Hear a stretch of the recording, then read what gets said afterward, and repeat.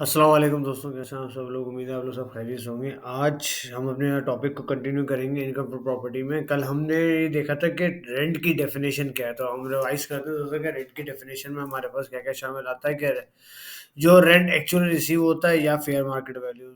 Practically fair market value determine करना FBR वालों के लिए मुश्किल होता है और प्रैक्टिकली पॉसिबल भी नहीं है। तो हम रेंट जो एक्चुअली रिसीव होता है उसको कंसिडर करेंगे। अनएडजस्टेबल रेंट जो होता है उसको हम जितना भी एडजस्टेबल होता है उसको 1/10 करते हैं हम। सही है। उसके अलावा हम एक चीज़ और पढ़ी थी कि फोरफिटेड डिपॉजिट या कोई ऐसी इनकम जो कि एडजस्टेबल रेंट से हट के होगी तो वो रेंट का पार्ट होगी। हम प्रैक्टिकल सिनेरियो पे पूरा कंसिडर करेंगे, लेकिन सिर्फ लॉ पढ़ाना ज़रूरी होता है ताकि ऑर्डिनेंस की नो हो आप लोग को। अच्छा, इसके अगेंस्ट में डिडक्शंस जो होती है ना, वो अलावा अच्छा, डिडक्शंस होने का मकसद ये है, इस ऑब्जेक्टिव ये होता है कि अगर डिडक्शंस किसी भी सोर्स ऑफ इनकम में अलाउ होती है तो उसका मतलब ये होता है कि उसमें लॉस आने के चांसेस हो सकते हैं। हो लॉस का मतलब क्या होता है? लॉस का मतलब मैं समझाना चाहूंगा टैक्स की जबान में। लॉस का मतलब ये हो गया कि जितनी आपने इनकम कमाई है उससे ज्यादा आपने उस प्रॉपर्टी पे अपना खर्चा कर दिया है। लेकिन ये चीज सैलरी में क्यों नहीं पॉसिबल है? असल में मसला ये है कि अगर सैलरी में लॉस कंसिडर करना शुरू कर दें, यानी कि डिडक्शंस देना शुरू कर दें, तो लोग बहुत ज्यादा खर्चा करेंगे और जबरदस्ती का लॉस दिखा देंगे, जिससे एफबीआर को यानी कि गवर्नमेंट को नुकसान होता है। अब ये डिडक्शंस जो हम पढ़ने जा रहे हैं, इसका मतलब है कि इनकम फ्रॉम प्रॉपर्टी में लॉस आ सकता है। ये लॉस किसी से भी सेट ऑफ हो सकता है, किसी भी हेड ऑफ इनकम से, एक्सेप्ट फॉर द सैलरी के। और ये लॉस जो होता है ये कैरी फॉरवर्ड नहीं हो सकता। यानी कि अगर बच गया कोई लॉस तो उसको कैरी फॉरवर्ड करने का कोई गुंजाइश है तो वो पॉसिबल नहीं है। वो जब हम लॉसेस का जब पूरा चैप्टर पढ़ेंगे तो उसमें हम डिफाइन कर देंगे। तो हम स्टार्ट करते हैं इस चीज़ से कि भाई ये डिडक्शंस हैं क्या। ये बहुत इंपॉर्टेंट है, देखिए। सबसे पहले लिखा हुआ है, in computing the income of a person chargeable to tax under that income from property for tax year, a deduction shall be allowed for the following expenditure and allowances। देखिए यहाँ पे कुछ जगहों पे ना बिल्डिंग और लैंड का जिक्र किया हुआ है। अगर कहीं कुछ ना लिखा हो तो इसका मतलब ये होता है कि दोनों पे एप्लीकेबल है, और अगर किसी स्पेसिफिक का नाम दिया हुआ है तो वही एप्लीकेबल होता है। सबसे पहले लिखा हुआ है रिपेयर। ये लिखा हुआ है sir, repair of a building. अब यानी कि लैंड के ऊपर एप्लीकेबल नहीं है। An allowance of equal to 1/5 of the rent chargeable.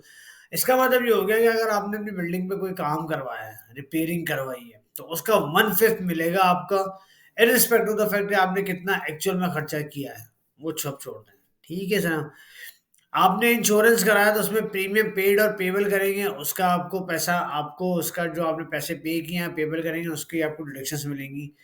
कोई लोकल रेंट्स टैक्सेस आपने पे किए, जैसे हमारे यहाँ होता है ना एसबीपी जो होता है, जो सिविक सेंटर के बराबर में लोग हैं, कोई चीज़ उनको पे किया आपने, या लोकल जो ऑथराइज जो है ना गवर्नमेंट के द्वारा, अगर उनको आपने पे किया है तो वो उनका जो जिन पे जो भी खर्चा हुआ है वो आप एडजस्टमेंट ले सकते हैं, उसके डिडक्शन ले सकते हैं।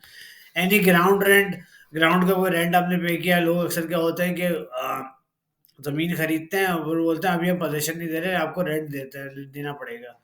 तो वो रेंट उसको रिसीव होता रहता है, तो वो उसका वो भी आपको मिल सकता है। ये भी ज़्यादा कस्ट गवर्नमेंट के हिसाब से होता है। अच्छा, अगर किसी ने एनी प्रॉफिट पेड, ये जोर गौर से सुनिएगा, any profit paid available by person in a taxer on any money borrowed including by way of mortgage किसी टू एक्वायर, कंस्ट्रक्ट, रेनोवेट और रिकंस्ट्रक्शन ऑफ प्रॉपर्टी। आपने अपने घर को रेनोवेट करवाने के लिए कोई चीज, अगर आपने रेनोवेट करवाने के लिए लोन लिया है, तो जो लोन होता है उसके उसके लिए उसका जो एक्सपेंस होता है, जो सूद आप पे करते हैं, उसको भी अलाउ करता है ये। ठीक है दोस्तों। उसके बाद अब नीचे चलते हैं। ये भी सिमिलर वही पाएंगे, where the property has been acquired, constructed, renovated, extended और reconstructed with a capital contribution of building finance schedule bank, तो उसका भी प्रॉफिट पेबल होता है। अच्छा, अब ये जो इंटरेस्ट आप देते हैं, क्या ये पूरे साल का होगा? नहीं जनाब। जब आपने लोन लिया, साल के बीच में लोन लिया, तो 6 महीने का जो एक्सपेंस आपने पे किया होगा उसका रिकॉर्ड होगा। ठीक है जनाब। इसके बाद आ रहा है where the property subject to mortgage other charges the amount, ये भी सिमिलर वही है। इसके बाद लिखा है any expenditure not exceeding 4% of the rent chargeable to tax in respect of the property for a year computed before a deduction allowed. चलिए उसको सही है। तो असल में होता है क्या है ये मैं बताता हूँ।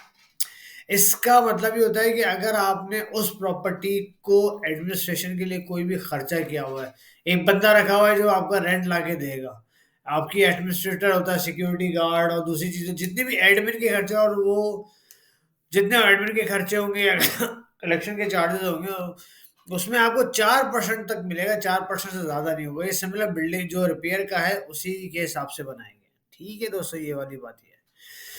उसके बाद अब कहते कोई आपने कोई प्रॉपर्टी आपका आपने रेंट किया, रेंट पे दिया, पार्टी पैसे नहीं दे रही है, टेनेंट आपको पैसे नहीं दे रहे, तो उस पर कोई लीगल केस आपने किया, तो अगर उस पर लीगल केस करते हुए आपके पास कोई खर्चा हुआ है तो आप भी ले सकते हैं।